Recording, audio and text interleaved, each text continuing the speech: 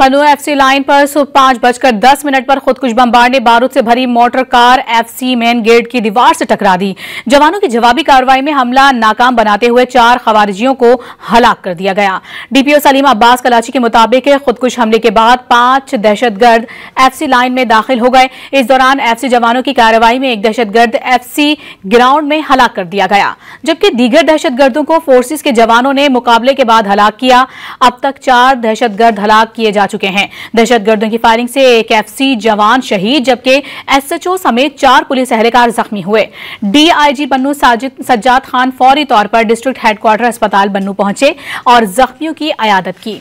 इसी दौरान इब्तिदाई तिब्बी इमदाद के बाद एसएचओ दमसास खान को तशवीशनाक हालत में ऑपरेशन थिएटर मुंतकिल किया गया, जहां उनका ऑपरेशन जारी है। DPO Salim Abbas Kolachi FC line Bannu में दहशतगर्दों के खिलाफ जारी ऑपरेशन की खुद निगरानी कर रहे हैं। बन्नू में किसी भी दहशतगर्दाना कार्रवाई को बर्दाश्त नहीं किया जाएगा। उनका कहना था कि दहशतगर्द कभी मुसलमान नहीं हो सकते।